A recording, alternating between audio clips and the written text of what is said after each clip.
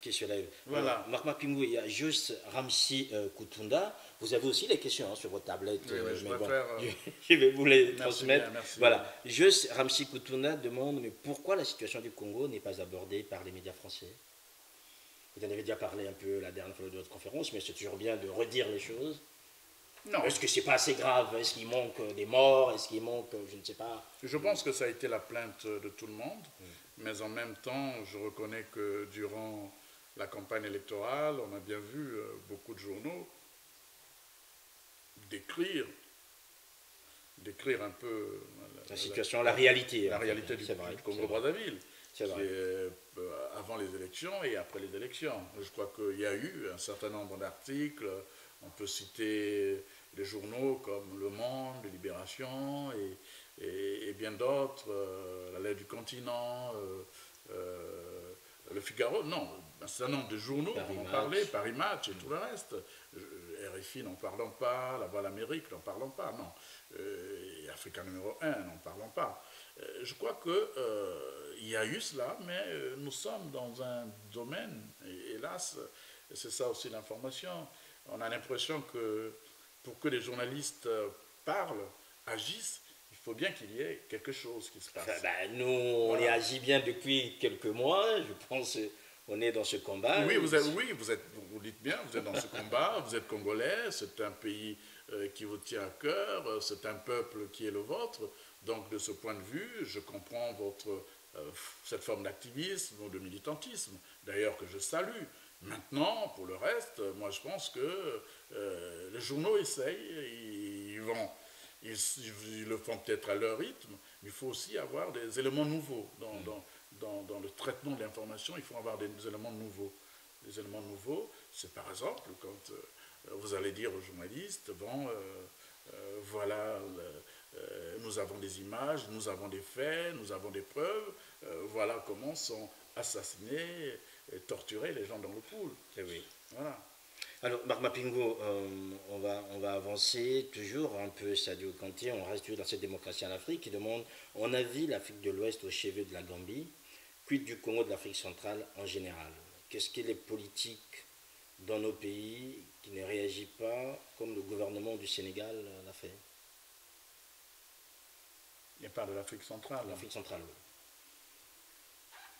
Oui, ça peut, bien sûr, ça étonne beaucoup de gens, mais bon, en même temps, vous savez, les chefs d'État africains, souvent ça apparaît comme un syndicat, et pour la plupart, ils ont été très mal élus. Oui. Je ne sais pas qui peut donner des conseils à l'autre. Et donc, moi, je pense que la plupart, ils ont été très mal élus, sinon mal élus.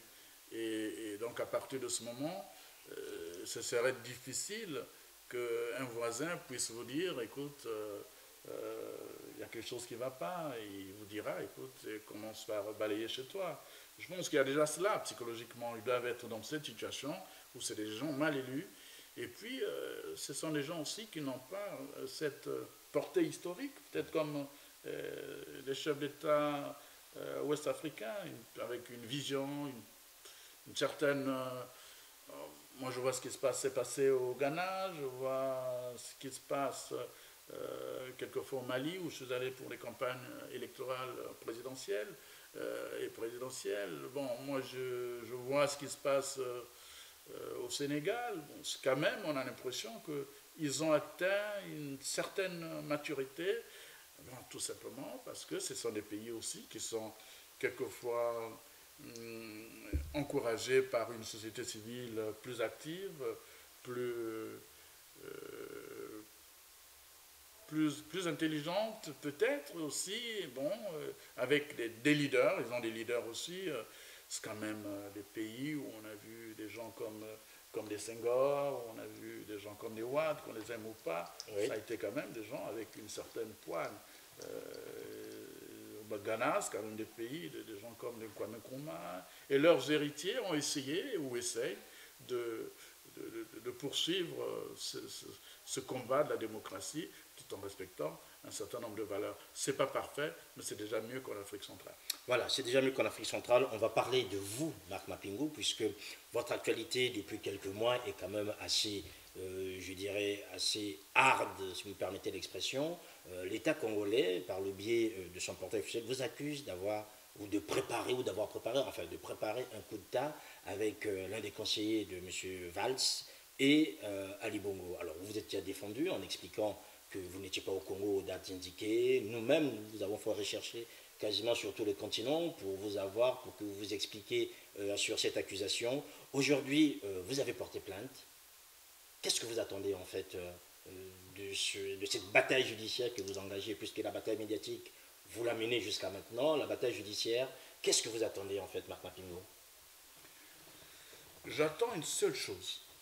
J'attends tout simplement que ces minables personnages qui ont osé raconter n'importe quoi sur ma personne, je ne sais pas si ce sont des héritiers de ceux qui ont tué Marien Ngouabi, si ce sont des héritiers de ceux qui ont tué Kangila, si ce sont des héritiers de ceux qui ont tué Massamba Deba et bien d'autres. Ils doivent comprendre qu'il faut que ça s'arrête. Ce fut une époque où on tuait des gens gratuitement. Oui.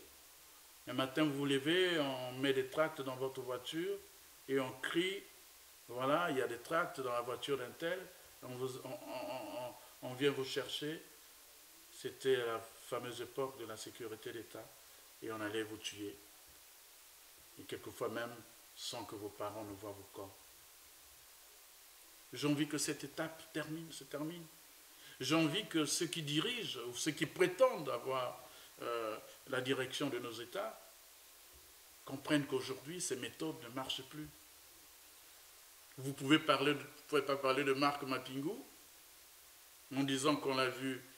Maintenant, il y a un autre papier, Torchon, qui sort. On me dit que je prépare un coup d'État maintenant avec les Centrafricains, avec le président centrafricain, Taoudera, que j'aurais, semble-t-il, vu à Paris, quelqu'un que je ne connais même pas, je ne l'ai jamais rencontré, ce monsieur.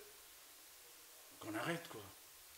Qu'on arrête parce que, d'abord, c'est même pas bien pour la crédibilité du renseignement. Et quand on sait que ce sont les services de renseignement congolais qui fabriquent ce type de mensonges, de torchons, je dis c'est triste. Parce que quand dans un pays, on n'arrive pas à gérer l'information, parce que quelqu'un disait que l'information, c'est une ressource stratégique. Quand on n'arrive pas à gérer une information, ça veut dire que ce pays-là, il est livré à tout, à n'importe quoi. Vous savez, je vous raconte une anecdote, tout à l'heure on parlait du général. Lors d'une des sorties du général chez le juge, devant ses avocats, on lui montre un mail qui viendrait du conseiller du Premier ministre, une espèce d'échange de mails ou de textos, une histoire de fou. Le général est entré dans l'une de ses colères et dit, mais attendez, c'est quoi? Je ne connais pas ce monsieur, vous inventez des trucs. Tout ça parce que on veut trouver des éléments pour montrer que le général Mokoko était derrière un coup d'État, qu'il a... Bon, tous ceux qui parlent du coup d'État n'ont fait que ça durant toute leur vie, leur carrière politique, si on pouvait appeler ça une carrière politique. Oui. En dehors de Pascal Lissouba, en dehors de Youlou Fulbert. Moi, je ne connais pas beaucoup de gars qui ont été élus démocratiquement dans ce pays. Ils sont venus par des coups d'État, des putsch, des assassinats. Je ne veux plus de ce Congo. Oui, mais Marc, c'est pour ça que je me bats. Oui, mais pourquoi votre nom revient en fait dans toutes les intrigues aujourd'hui? Vous n'êtes pas un politique aussi actif qu'on peut l'imaginer. Oui. Pourquoi vous êtes aujourd'hui dans le collimateur du pouvoir de Brazzaville? On va atteindre. Mais certains diraient qu'il n'y a pas de fumée sans feu. Est-ce que quelque part vous nous préparez quelque chose pour l'instant qu'on ne voit pas venir, ou eux par les services qui seraient bien renseignés voient venir? Non, j'ai promis. J'ai promis, je vois un sapin là, j'ai promis à Noël, vous préparez quelque chose pour vous pour Noël. Mais ça sera honnêtement pas de grenades, pas de... ça, c'est une armée cachée ou une armée de l'ombre? Non, pas du tout. Des bataillons, on dirait Marc Mapingou, combien de bataillons? Marc Mapingou vous regarde dans les yeux et vous dit les démocrates. Et c'est dans ses gènes. Quand on a tenté la première démocratie dans le pays, sous Fulbert Hulot et autres, il y a eu des députés élus. Mon père fut député de Fulbert Hulot. Donc c'est dans les gènes, la démocratie chez nous. Quand Marc Mapingou, à la conférence nationale, s'est lancé en politique, il a soutenu Pascal Lissouba, démocrate. Et Pascal Lissouba a gagné. Quand Marc Mapingou, en 2015,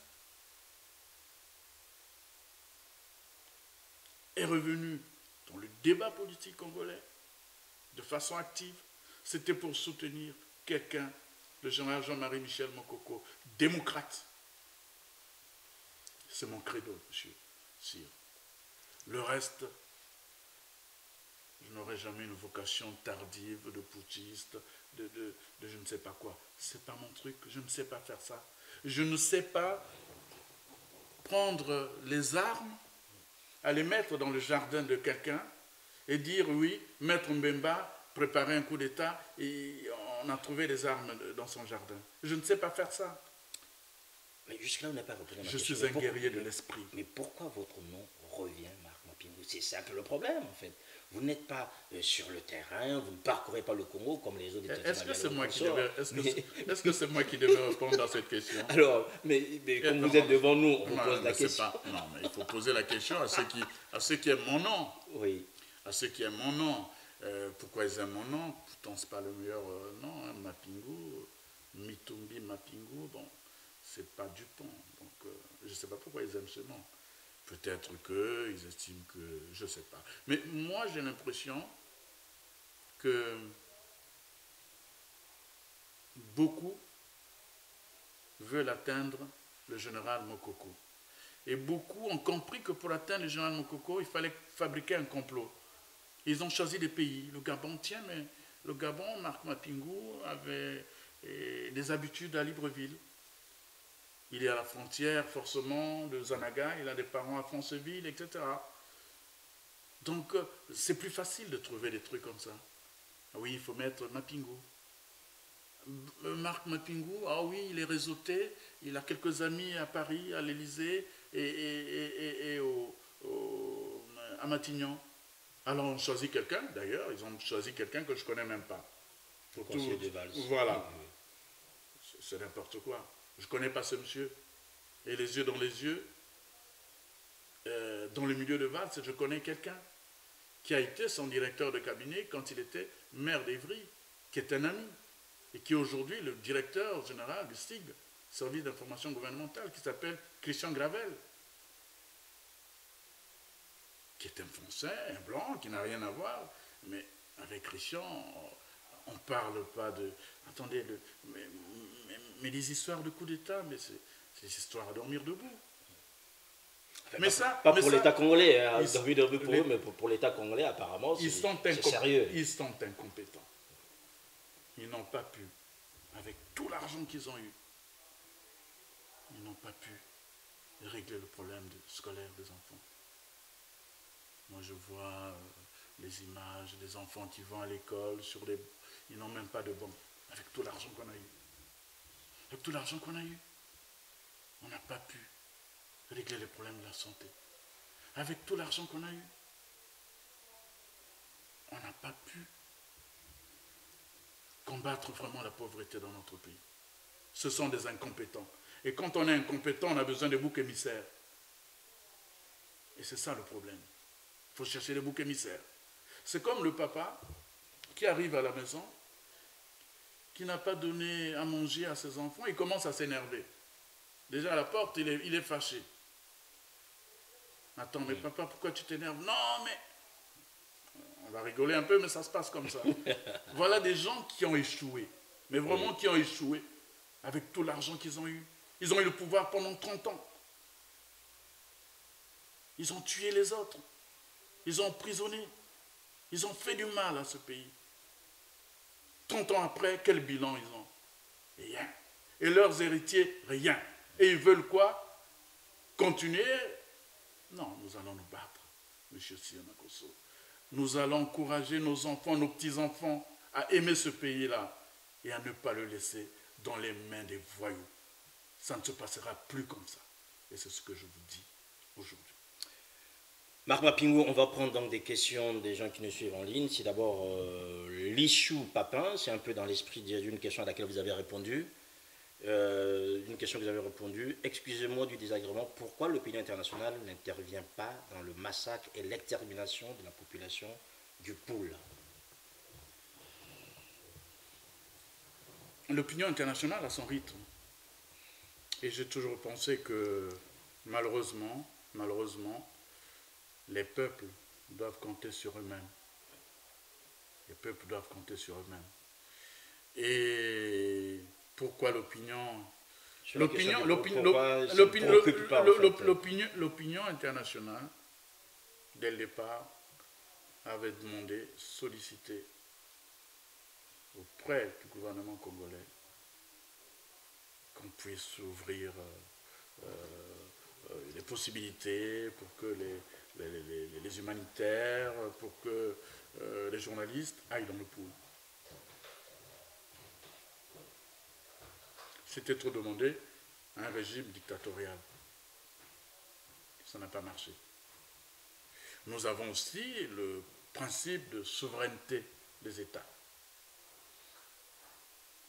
Mais je vais vous dire, cher sire, que quand l'opinion internationale se tait ou ne pensait pas que les gens ne travaillent pas, ça retombera un jour sur eux. Je vais te donner la date. Que tous ceux qui meurent dans le Poul, ceux que l'on tue, les mamans qu'on viole, même 100 ans après, l'histoire du Congo sera écrite. Et c'est ce que je veux dire, c'est que, oui, l'opinion internationale, on peut parler de silence, souvent on parle même de corruption, tout ce que l'on veut. Mais en dernière instance, moi je crois en Dieu. Et je crois en la possibilité de ce peuple-là de rechercher un jour la vérité sur son histoire. Et ce qui est en train de se passer, qui est grave, que nous condamnons, et que l'opinion internationale aussi condamne, peut-être pas de façon très audible. Tout ça aura un jour une fin, et finalement, la justice dira son dernier mot. Marc Mapingo, il y a quelqu'un qui voudrait que vous aussi vous écriviez l'histoire, hein, puisque donc c'est toute fête organise. Monsieur, vous êtes l'ennemi de la dictature, vous êtes à la bonne place. Faites ce qu'il faut pour réellement mener ce coup d'État, comme ça au moins ils ne manqueront pas les preuves. Mais ils ne pourront rien vous faire, puisque vous les aurez tous mis en prison à la place de Mokoko. L'heure des bandits a sonné au Congo, Marc Mapingo. Je comprends ça. Non, mais je comprends. Non, c'est sympa. Il y a un peu d'ironie en même temps. Oui, mais bon, oui, non, mais ça reste une expression libre. Non, c'est un cri de cœur, c'est un cri de cœur, c'est une révolte, c'est une façon de s'exprimer, mais... Alors faites ce coup d'État, Marc Mapingo, finalement, on vous le demande. Je ne sais pas comment on fait un coup d'État, mon cher sire. Comment on fait le coup d'État? Je ne sais pas qu'est-ce que c'est faire un coup d'État. Parce que je n'aime pas le sang des innocents. Je ne suis pas de ceux qui se mettent derrière un cadavre et dire nous l'avons tué et le bondir comme un trophée. On l'a fait pour Ange Diawara. Je ne sais pas faire ça. Demandez-moi de faire ce que je sais faire. Oui. Voilà, c'est tout. Dites à ce compatriote, je comprends sa peine, je comprends sa douleur, mais je ne sais pas faire les coups d'État. Si lui, il sait en faire, mais écoutez... Il est en contact avec vous? Ah non, il n'a qu'à le faire, mais sans moi. Je ne suis pas foutiste, sans moi, oui. Marc Mapingo, Anatole Weston de Metz, il dit, voilà, vous êtes membre fondateur de l'UPADS, on vous entend toujours parler, vous exprimer au nom du général Mokoko. Où en êtes-vous avec votre parti d'origine, Marc Mapingo, l'UPADS? Ce silence en dit beaucoup. Non, non, comme disait, non, non, non, comme disait Bloom, Oui. comme disait Bloom, l'UPADES, c'est la maison mère.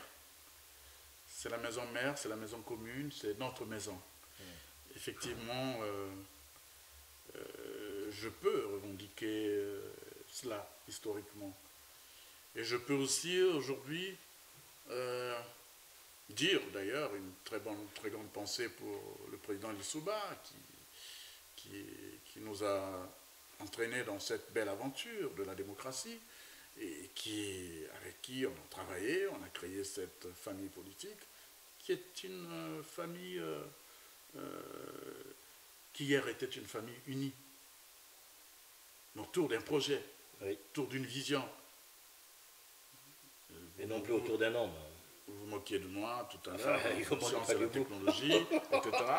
Mais c'est vrai que c'était une vision et Pascal Lissouba a essayé de la partager avec des Congolais, avec un certain nombre. Ce monsieur a été incompris, je l'ai dit. Il a été aussi martyrisé. Je le sais, je connais ses blessures. Depuis la mort de Ngouabi, vous savez, ce monsieur était déjà traumatisé. On l'a gardé en prison jusqu'à ce qu'on lui dise demain à 4 h du matin, on vient vous chercher, ça sera votre tour, vous passez au petit matin. Pascal Lissouba a connu tout ça, toutes ces blessures, les mêmes blessures que nous connaissons, nous ses enfants, oui, aujourd'hui. On nous accuse de tout, de rien. Ils ont accusé de ces choses à nos pères. Aujourd'hui, on nous accuse de tout ça. Parce qu'ils veulent préparer du terrain pour les cousins, des neveux, des enfants, etc. Et comme le Congo devient une dynastie, il faut chasser les autres. On a connu tout ça. Et c'est pour ça que cet héritage de Pascal Lissouba, beaucoup sont malheureux de voir qu'une petite bande d'imposteurs qui sont venus en dernière minute, on n'a même pas vu quand on a créé le parti, s'amusent avec, ça devient un fonds de commerce. Et ça nous fait mal. Mais tout ça aussi aura une réponse un jour. Parce que je crois en ce jour où tous les lissoubistes vont se retrouver, se regarder dans les yeux. Nous avons eu aussi un bilan. Il y a des gars qui ont gouverné, mais réellement avec Lissouba, qui ont pillé aussi ce pays, qui ont fait n'importe quoi. C'est pas parce qu'on est dans le combat. Oui, donc il n'y a pas que ça sous tout seul, je veux dire. C'est-à-dire que la déliquescence sur l'état dans lequel se retrouve le Congo aujourd'hui, il y a aussi la part de Lissouba et des gens qui l'ont entouré dedans. Je dis que Lissouba a dirigé ce pays avec des gens du PCT qui étaient des Nibolèques, entre guillemets, les gens de sa région. Donc c'est une mentalité qui est là. Et ces mêmes gens, pour la plupart, sont repartis vers leur père fondateur, qui n'est rien d'autre que celui qui est là. Il y en a qui sont premiers ministres, il y en a qui sont je ne sais pas quoi. Mais ils sont repartis à la source. Donc tous les Mbéry, les Tamba-Tamba, les Tchatimabiala, les Mwamba aujourd'hui. Chacun a son histoire de façon individuelle, mais je pense, il faut le dire, que nous sommes là. Pascal Lissouba a travaillé avec les acteurs d'un système que lui ne pouvait pas maîtriser, que lui ne pouvait pas contrôler. Parce que c'est une mentalité, c'est un état d'esprit, c'est une façon de faire. Et ça, Pascal Lissouba, sur cette espèce de croisade, oui, il n'avait pas ses propres croisés. Il est arrivé avec des bonnes idées, des bonnes intentions, mais autour de lui, il a été confronté à cette politique aérienne locale où certains imposteurs se sont dit « Pascal, nous sommes des pays du Niari, ensemble on va travailler, etc. » Et je me bats contre ça. Oui. Alors, juste pour parler de l'héritage de Pascal Lissouba, des hommes et des femmes qui l'ont entouré, il y a eu des hommes et aussi une femme, c'est Claudine Mounari, qui a été portée à peine hier, en fait, à la tête de la fédération IDC Frocade, composante J3M. Quel commentaire en faites-vous, Mac Mapimou? Mounari aujourd'hui est une alliée pour moi, pour la démocratie. Vous lui faites confiance aujourd'hui dans le combat qu'elle porte aux côtés, parce qu'elle a été aussi avec Tissuba, elle a été avec Sassou, elle revient avec l'autre. Bedel Baouna, qui est intervenu sur le décryptage, expliquait bon, qu'elle est toujours en train de valser. Est-ce que vous pensez qu'aujourd'hui, en lui donnant ses responsabilités, que certains auraient voulu que... C'est une brave femme, qui est intelligente, elle est brillante, on peut tout reprocher à Minari, c'est une femme brillante, et qui a beaucoup de personnalité. Et je souhaite, comme beaucoup d'entre nous, nous souhaitons, qu'avec le rôle qu'elle a aujourd'hui, qu'elle puisse mettre toutes les qualités qu'elle a au service du combat qui est le nôtre aujourd'hui, celui de libérer le pays. Alors, je ne vais pas commenter sur le reste. Elle vient de prendre une fonction et il faut la voir à l'œuvre. Et elle a mon soutien, elle a le soutien de tous les démocrates qui pensent que, effectivement, l'histoire lui donne là une occasion de se racheter. Pas de se racheter, mais d'écrire aussi à sa manière une page dans ce moment où le Congo a besoin des forces vives pour combattre la dictature. Oui. Alors, Marc Mapingo, on a plusieurs questions qui arrivent en ligne. D'autres, vous avez déjà répondu, mais bon, des gens qui débarquent maintenant sur ce direct, et c'est toujours de bien comprendre. Avez-vous vraiment, donc c'est Capis Lutte qui pose la question, a-t-il vraiment, donc parlant de vous, la conviction que M. 8% partira par les méthodes dites démocratiques, où il faudrait appliquer le seul langage qu'il comprenne, celui des armes, ou d'une révolution armée? Marc Mapingo. Je pense que lui, il a répondu, non, à cette question, non? Je pense qu'il a répondu. Et moi, je ne suis pas là pour répondre à des questions. Comment non, c'est ce que... non, je comprends la question, mais en même temps, je ne suis pas Dieu, je suis un communicant comme vous. Et vous savez que nous avons un problème. C'est que l'avenir n'a pas d'image. Est-ce que vous connaissez les images de l'avenir? Je ne connais pas. Moi, je sais que là, on est là, il y a des caméras, on voit en direct. Et demain, on ne sait pas. Voilà, donc voilà. On n'aura pas d'image encore. Alors, il faut laisser l'histoire faire son temps. C'est l'atelier mystérieux de Dieu. Et puis, voilà. Mais, encore une fois, je suis un démocrate, moi. Je suis un démocrate. Et mon rêve, sincèrement, mon rêve, c'est que demain, une transition se fasse démocratiquement, comme après la conférence nationale. Le reste, la violence, vous savez, ça n'a jamais payé. Et il faut laisser la violence aux brutes. Et moi, je ne suis pas une brute. Voilà.